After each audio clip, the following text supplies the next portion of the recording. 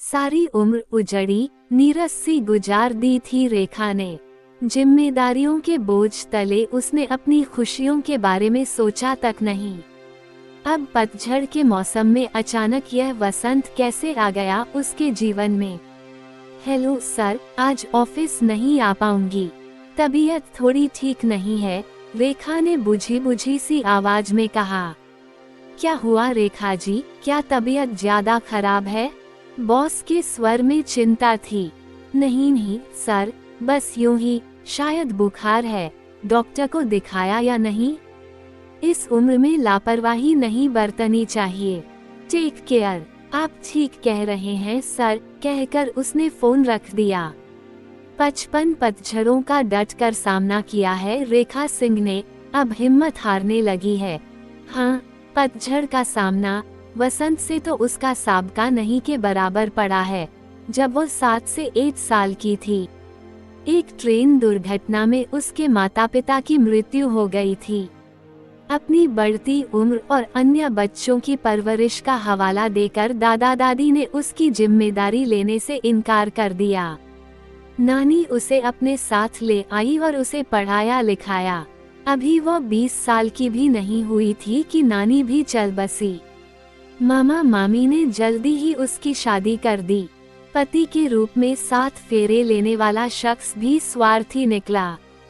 उसके परिवार वाले लालची थे, रोज रोज कुछ न कुछ सामान या पैसों की फरमाइश करते रहते। वे उस पर ये दबाव भी डालते कि नानी के घर में तुम्हारा भी हिस्सा है, उनसे मांगो। मामा मामी से जितना हो सका उन्होंने किया, फिर हाथ जोड़ लिए। उनकी भी एक सीमा थी, उन्हें अपने बच्चों को भी देखना था। उसके बाद उसकी ससुराल वालों का जुल्म सितम बढ़ता गया, यहाँ तक कि उन लोगों ने उसे जान से मारने की भी प्लानिंग करनी शुरू कर दी। राधा और मयंक अबोध थे। रेखा कांप उठी, बच्चों का क्या होगा? वे उन्हें भी मार देंगे। उन्हें अपने बेटे की ज्यादा दहेज लेने के लिए दोबारा शादी करनी थी। बच्चे राह में रोड़ा बन जाते। एक दिन हिम्मत करके रेखा दोनों बच्चों को लेकर मामा के यहाँ भाग आई। ससुराल वालों का स्वार्थ नहीं सधा था, वे एक बार फिर उसे ले जाना चाहते थे, लेकिन उस घर में वह दोबारा लौटना नहीं चाहती थी।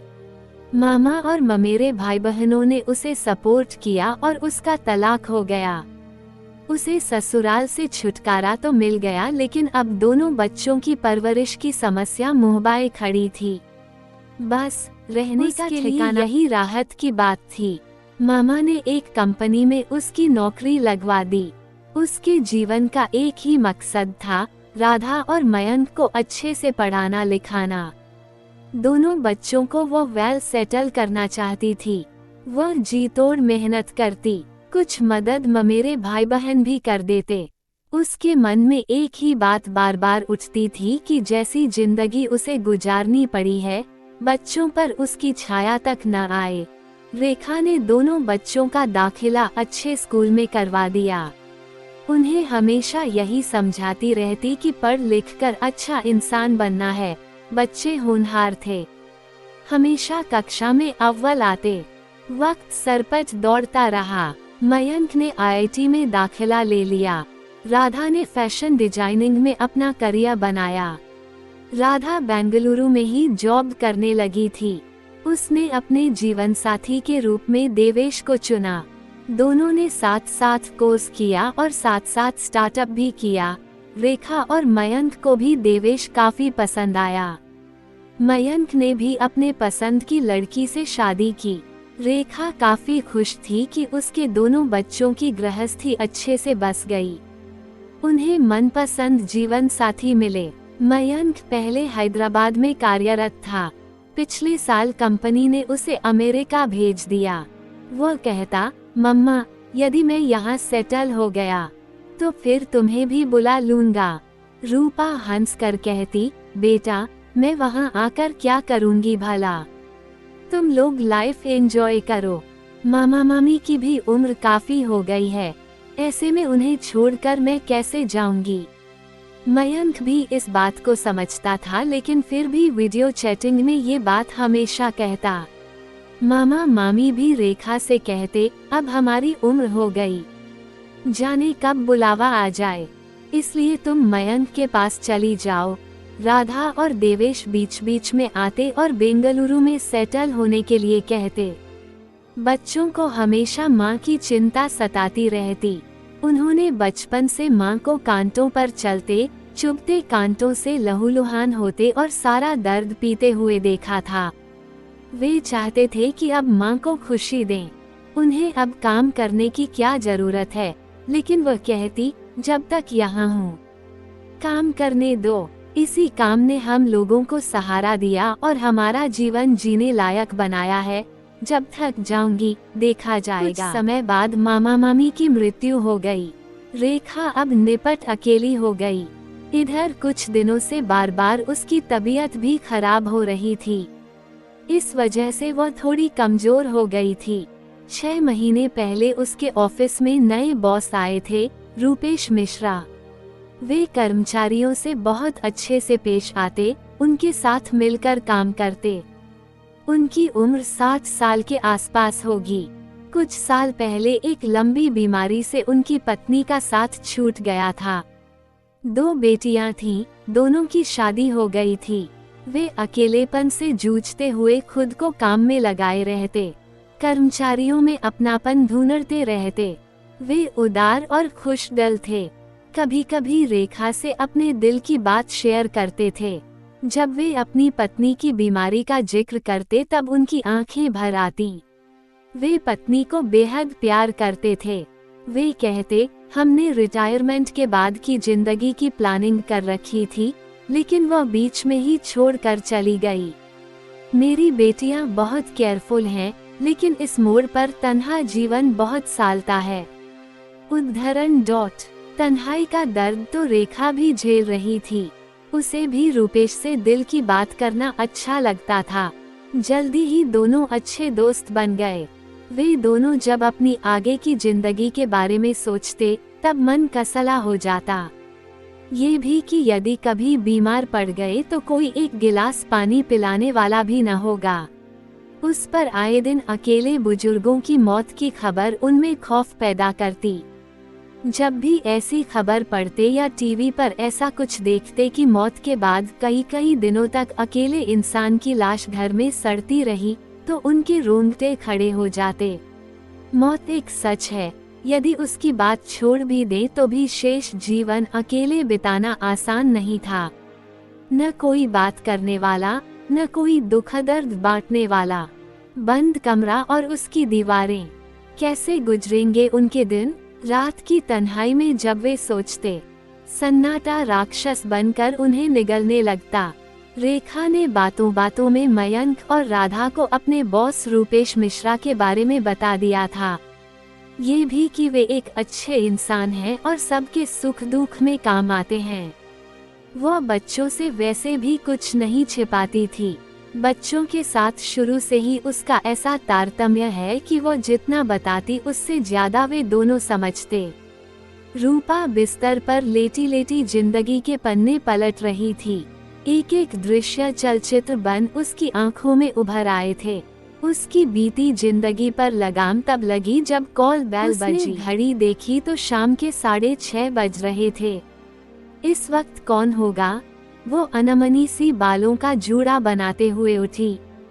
की होल से देखा, सामने रूपेश मिश्रा खड़े थे। उसने झटपट दरवाजा खोल दिया। अरे आपकी तबीयत कैसी है? मुझे फिक्र हो रही थी, इसलिए चला आया। रूपेश ने खुशबूदार फूलों का बुके उसकी तरफ बढ़ाया। बहुत दिनों बाद कमरा भीना भीना महक उठा। इस महक ने रेखा को भी सराबोर कर दिया। सर, बैठिए न, मैं ठीक हूँ। उसके होठों पर प्यारी सी मुस्कुराहट आ गई। आपने डॉक्टर को दिखाया? अरे बस यूं ही मामूली बुखार है, ठीक हो जाएगा। देखिए, ऐसी लापरवाही ठीक नहीं होती। चलिए मैं साथ चलता हूँ। रूपेश मोबाइल निकालकर डॉक्टर का नंबर लगाने लगा।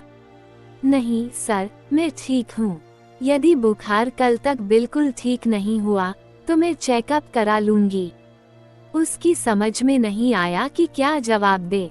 उसे इस बात का थोड़ा भी अंदाजा नहीं था कि रूपेश घर आ जाएंगे। ये सरसर क्या लगा रखा है आपने, ये ऑफिस नहीं है। उसने प्यार से झिड़की दी, मैं कुछ नहीं सुनूंगा, डॉक्टर को दिखाना ही होगा, बस आप चलिए। ये कैसा हट है, रेखा असमंजस में पड़ गई। उसी समय मयंक का वीडियो कॉल आया। उसे जैसे एक बहाना मिल गया। उसने कॉल रिसीव कर लिया। मयंक ने भी वही सवाल किया, मम्मी तुमने डॉक्टर को दिखाया? तुम्हारा चेहरा बता रहा है कि तुम सारा दिन कष्ट सहती रही। अब तुम मुझे डांटो, तुम लोग तो मेरे पीछे ही पड़ गए। अरे कुछ नहीं हुआ है मुझे। मम्मी तुम अपने लिए कितनी केयरफुल हो, यह मैं बचपन से जानता हूँ। अरे अंकल आप, नमस्ते। मयंक की नज़र वहीं सोफे पर बैठे रूपेश पर पड़ी। देखो न बेटे, मैं भी यही कहने आया हूँ, पर ये मानती ही नहीं। वैसे तुमने मुझे कैसे पहचाना? मम्मी से आपके बारे में बात होती रहती है। अंकल आप आ गए हो तो मम्मी को डॉक्टर के पास लेकर ही जाना। आपको तो पता ही है कि अगले महीने हम लोग आ रहे हैं, फिर मम्मी की एक नहीं चलेगी। मयंक ने रूपेश से भी काफी देर बात की। ऐसा लगा जैसे वे लोग एक दूसरे को अच्छे से जानते हों। दोनों ने मिलकर रेखा को राजी कर लिया। मयंक ने कहा, अब आप लोग जल्दी जाइए, आने के बाद फिर बात करता हूँ। 8:30 बजे के करीब वे लोग डॉक्टर के यहाँ से लौटे। रूपेश ने उसे दरवाजे तक छोड़ जाने की इजाजत मांगी, लेकिन रेखा ने उन्हें अंदर बुला लिया। इस भागदौड़ में चाय तक किसी ने, वो 2 कप कॉफी ले आई, साथ में ब्रेड पीस सेक लिए थे। अब वीडियो कॉल पर राधा थी, अपने बिंदास अंदाज में, चलो मम्मी तुमने किसी की बात तो मानी। मयंक ने मुझे सब बता दिया है। मम्मी और अंकल, हम लोगों ने आप दोनों के लिए कुछ सोचा है। दोनों आश्चर्य में पड़ गए। अब ये दोनों क्या गुल खिला रहे हैं? राधा ने बिना लाग लपेट के दोनों की शादी का प्रस्ताव रख दिया। उन लोगों की समझ में नहीं आया कि कैसे रिएक्ट करें, गुस्सा दिखाएं, इग्नोर करें, या दोनों ने कभी इस तरह सोचा ही नहीं था। लेकिन बात ये भी थी कि दोनों को एक दूसरे की जरूरत और फिक्र थी। राधा देर तक माँ और दोस्त की भूमिका में रही। आखिर उसने कहा कि आप लोगों को अपनी जिंदगी अपने हिसाब से जीने का पूरा हक है। अगर आप दोनों दोस्त हो तो क्या साथ साथ नहीं रह सकते? हमारा समाज इस दोस्ती को बिना शादी के कबूल नहीं करेगा और इससे ज्यादा की परवाह करने की हमें जरूरत भी नहीं। आपकी शादी के गवाह हम बनेंगे। रूपेश के मन में हिचक थी, बोले, मेरी बेटियों को भी रेखा के बारे में पता है, लेकिन उतना नहीं जितना तुम दोनों भाई बहनों को।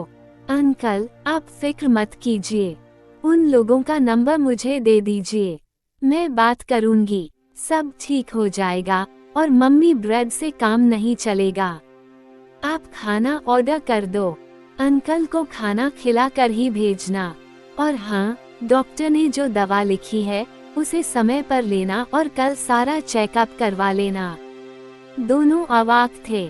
बच्चों को ये क्या हो गया है? उनके दिल में कब से कुछ घुमड़ रहा था, वो आंखों के रास्ते छलक आया। रूपेश ने रेखा का हाथ थाम लिया। और कुछ नहीं तो उम्र के इस पड़ाव पर हमें सहारे की जरूरत तो है ही। रेखा ने उसके कंधे पर सिर रख दिया। इतना सुकून शायद जीवन में उसे पहली बार महसूस हुआ। वो सोच रही थी, जब वसंत की उम्र थी उसने पतझड़ देखे। अब पतझड़ के मौसम में वसंत आया है, लकदक लकदक